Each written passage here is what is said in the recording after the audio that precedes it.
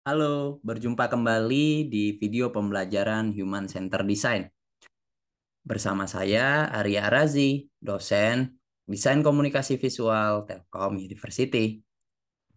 Kali ini saya akan membahas tentang bagaimana cara melakukan usability testing. Pada video sebelumnya, saya telah menjelaskan apa itu usability testing, elemen usability testing, dan kenapa kita harus menggunakan usability testing. Pada video kali ini saya akan berbicara soal bagaimana cara melakukannya. Nah, langsung saja. How to usability testing. Yang pertama yang harus kita lakukan tentu saja adalah persiapan. Mempersiapkan usability testing itu seperti apa? Langkah pertama tentu saja tentukan dulu apa yang pengen ditesting atau apa sih yang ingin ditesting.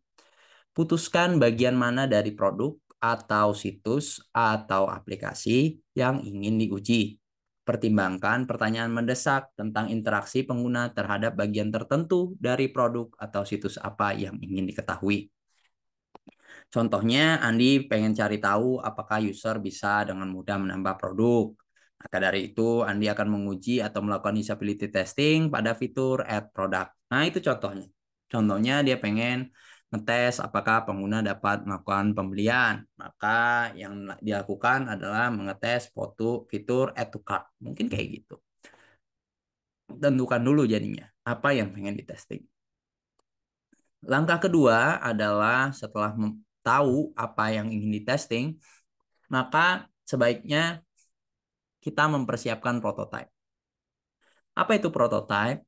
Prototype itu adalah bentuk awal dari sebuah produk. Fungsionalitasnya belum lengkap, namanya juga prototype, prototipe.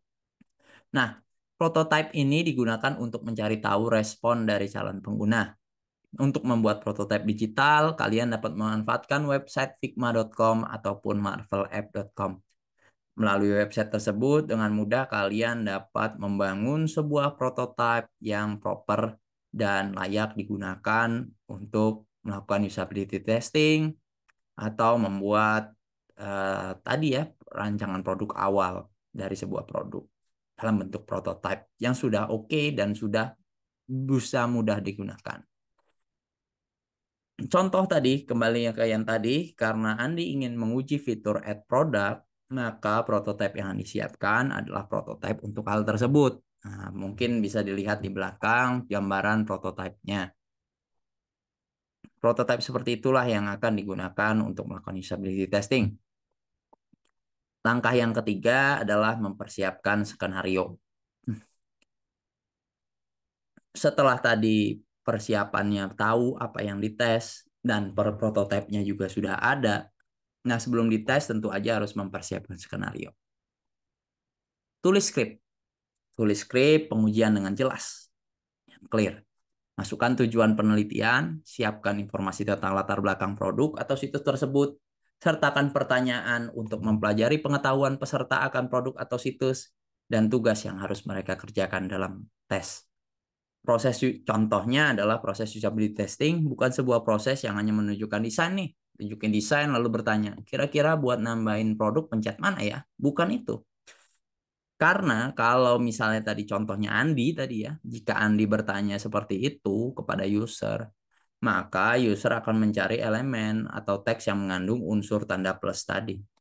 Dengan bertanya seperti tadi, secara tidak langsung Andi telah memberikan petunjuk kepada user dan Anda akan membuat hasil usability testingnya nggak valid. Maka dari itu Andi perlu mempersiapkan skenario. Skenario di sini berperan untuk mengkondisikan user di situasi sehari-hari dan agar user memahami masalah kondisi yang sedang dihadapi. Ya, berikut adalah skenario yang bisa Andi buat tadi. Skenarionya adalah meminta jika Anda adalah seorang penjual buah dan Anda akan menjual anggur, Anda akan menjual anggur dalam takaran kilogram. Anda akan menjual anggur dengan harga 75.000. Silahkan menggunakan aplikasi ini untuk menjual anggur Anda. Tentu saja mendapat pertanyaan itu kan responden akan berpikir, partisipan tentu akan berpikir gimana caranya ya. Nah, skenario ini nantinya akan disampaikan oleh Andi kepada user sebelum melakukan usability testing. Setelah user mengerti dengan skenario yang diberikan oleh Andi, barulah user mencoba prototipenya. Nomor 4, tentu aja tadi prototipenya udah. Apa yang mau dites juga udah tahu. Skenarionya juga udah siap. Nah, yang keempat adalah mencari orangnya atau partisipan yang bakal dites. Untuk mencari orang yang mengikuti tes, sebaiknya menetapkan kriteria calon pengguna. Adanya kriteria tersebut mempermudah dan memudahkan kita mencari siapa yang akan mencoba prototipe ini. Contohnya lagi, tadi Andi menentukanlah siapa kira-kira yang bisa menggunakan aplikasi ini. Lalu setelah berdiskusi dengan anggota tim, didapatkan kriteria pengguna aplikasi ini kurang lebih seperti berikut. Oh, kita pilih pria wanita umurnya 23-40 tahun dan familiar dengan smartphone. Langkah yang kelima, jika sudah dapat partisipannya, ya mempersiapkan tempat. Andi tahu bahwa tempat paling ideal untuk melakukan usability testing adalah sebuah ruangan yang berisikan hanya dia dan user. Dengan menggunakan ruangan seperti itu, Andi bisa leluasa ngobrol dengan tester tanpa adanya gangguan suara orang lain ataupun kendaraan yang lewat. Tapi Anda nggak memiliki ruangan seperti itu, maka ya harus mencari kafe yang nyaman untuk ngobrol dan tidak terlalu berisik. Nah, itu salah satunya cara untuk mempersiapkan tempat saat melakukan usability testing. Ya, bisa kafe. Kalau Anda punya ruang kerja, ya bisa seperti ini gitu ya. Langsung saja dilakukan antara Anda dan partisipan. Anda sebagai fasilitator tentunya. Tempat sudah, saatnya jangan lupa untuk mendokumentasikannya. Usability testing merupakan salah satu metode riset user experience, tentu aja harus dokumentasikan. Anda bisa aja melewatkan beberapa hal-hal kecil saat melakukan usability testing, entah itu ucapan tester, gerak tangan tester saat mencoba prototype. Maka dari itu, yang ingin menyiapkan alat untuk merekam.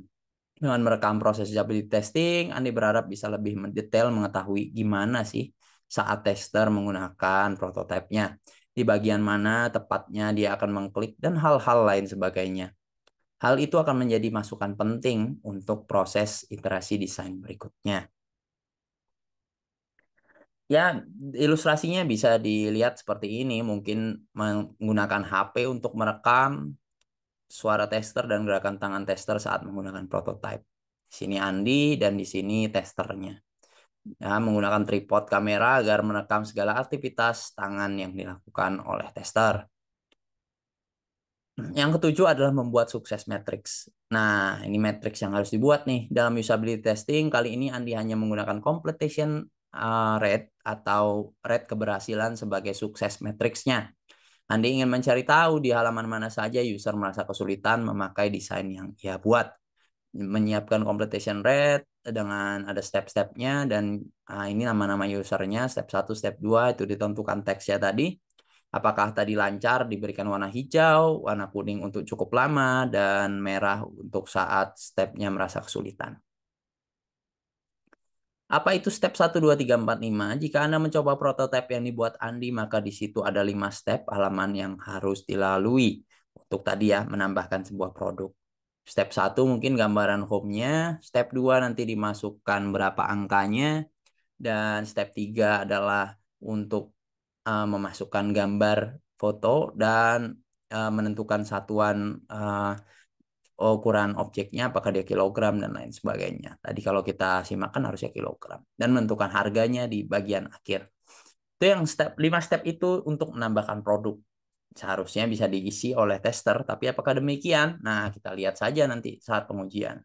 Andi membuat tabel step 1, 2, 3, 4, 5 untuk memetakan di setiap step mana tester merasa kesulitan. Jika tester sangat lancar melewati step-stepnya, maka Andi akan memberi nilai hijau yang berarti lancar, kuning tadi yang buat cukup lama, dan merah untuk yang sama sekali nggak mengerti bagaimana melanjutkan ke halaman selanjutnya. Jika semua persiapan tadi sudah dilakukan, saatnya melakukan testing. Tahap ke-8 adalah menyampaikan skenario-nya. Lakukan testing tadi, sampaikan tadi sesuai skenario yang dirancang. Saat melakukan menyampaikan skenario, sampaikan. Mohon untuk dipahami, Mbak Sinta misalnya. Anda adalah seorang penjual buah dan Anda akan menjual anggur. Anda akan menjual anggur dalam takaran kilogram. Anda akan menjual anggur dengan harga 75.000 per kilonya. Silakan menggunakan aplikasi ini untuk menjual anggur Anda. Nah, setelah dapat skenario tersebut, nanti tester akan mencoba aplikasi tersebut. Nah, kira-kira ginilah gambarannya ya. Yang menggunakan prototype tadi. Mempersilakan tester buat coba prototipenya. Angka ke-9. Sebelum tester mencoba prototype, Andi untuk meminta tester untuk mengatakan apapun yang dirasakan saat mencoba prototipe. Hal ini bertujuan agar Andi mengetahui apa yang dirasakan nih sama testernya. Entah itu perasaan bingung, mengerti, atau apapun. Justru kita mengharapkan respon dari tester. Beberapa saat setelah tester mencoba prototipe, nah, barulah lanjut ke langkah ketiga tadi bagian upload foto. Bisa nggak nih kok cukup lama dia waktu saat tahap upload foto dia kayaknya bingung nih testernya. Nah, itu yang kita amati. Berikut adalah screen dari prototipe yang dibuat oleh Andi tadi. Pada step ketiga tadi mengalami kesulitan. Nah, karena kebingungan, bisa saja tadi Andi bertanya pada tester, Mas, ini saya bingung untuk cara lanjutannya. Gimana sih caranya? Nah, kalau menurut Anda cara lanjutnya gimana? Nggak tahu, Mas. Seandainya ini bukan prototipe dan Anda sedang menggunakan app ini, dan tidak tahu caranya untuk melanjutkan, kira-kira apa yang Anda akan lakukan? Tester menjawab, ya pastinya akan uninstall apps-nya, Mas. Soalnya makanya sulit. Oke, Mbak. Nah, setelah itu Andi mengakhiri sesi usability testing dan tester pertamanya. Setelah sesi usability testing, Andi bertanya pada tester, kenapa Anda tadi kebingungan di langkah nomor 3? Tester menjawab, bingung sih, mesti mencet yang mana. Andi bertanya, apakah perintahnya kurang jelas? Tester menjawab, perintahnya sih jelas, disuruh buat ngupload foto. Tapi kok ini kameranya nonaktif, jadi bingung mesti mencet yang mana. Dari situ seharusnya Andi tahu yang membuat tester bingung dan mengakhiri sesi tersebut. Itu akan menjadi masukan bagi tester, bagi fasilitator tentunya ya. Nah, kenapa Andi langsung mengakhiri sesi usability padahal tester belum menyelesaikan skenarionya? Nah, karena tester merasa kesulitan dan nggak tahu cara melanjutkannya. Bahkan sampai bertanya kepada Andi. Dari sini kita bisa tarik kesimpulan bahwa tester pertama merasa bingung dengan desain di langkah ketiga. Kenapa Andi nggak menjawab pertanyaan tester agar tester bisa melanjutkan ke halaman berikutnya? Nah, jika Andi ngasih tahu caranya, maka hasil usability testing jadi nggak valid. Usability testing kan tujuannya buat cari tahu di mana kebingungan user dan apa yang akan dilakukan jika mengalami kebingungan tersebut. Kalau dikasih tahu ya namanya bukan usability testing. Setelah melakukan usability test pada tester pertama, kemudian mengisi form. Formnya ditandain. Satunya tadi oke, warna hijau, duanya juga dengan mudah dilalui dan nomor tiganya karena tester tidak bisa melanjutkan sama sekali ya diberi warna merah. Kira-kira seperti itu gambarannya. Dilakukan lagi terhadap tester-tester lainnya, 5 user lainnya. Hasilnya berbeda-beda, tapi membentuk pola yang sama, yaitu pada step 3 terlihat di sini nih, bahwa pada step ketiga user kebanyakan sih cukup lama dan bahkan mengalami kesulitan dan tidak tahu sama sekali harus melanjutkan. Itulah yang ingin dicapai pada usability testing. Dari data tersebut, Anda menyimpulkan bahwa tester kesulitan saat berada di langkah ketiga atau halaman ketiga. Ada 3 tester yang sama sekali nggak ngerti apa yang harus dilanjutkan, dan 2 tester membutuhkan waktu yang lama. Andi mengamati bahwa tester kebingungan untuk mengupload foto dikarenakan pada halaman ketiga nggak ada elemen yang menyala. Jelas pada halaman ketiga, Andi mendesain ikon kamera dan tombol berwarna abu-abu, sehingga kebanyakan tester mengira itu nggak bisa diklik. Nah, silakan lakukan analisis hasilnya dan lakukan pengulangan. Kunci yang terakhir dalam usability testing adalah iterasi. Setelah usability testing ini Andi tahu apa yang harus dilakukan iterasi atau diulang dan diperbaiki. Dan setelah iterasi selesai, Andi akan melakukan usability testing lagi untuk memastikan desainnya sudah lebih mudah digunakan. Dan demikianlah proses Andi melakukan usability testing. Lalu pertanyaannya, berapa kali Andi harus melakukan usability testing untuk memastikan desainnya benar-benar mudah digunakan? Nah, kembali lagi ke tujuan. Tujuan usability testing adalah mencari permasalahan dan flow alur utama sebuah produk.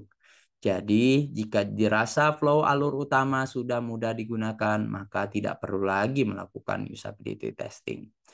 Kira-kira itu yang dapat dilakukan saat melakukan usability testing dan bagaimana cara melakukan usability testing.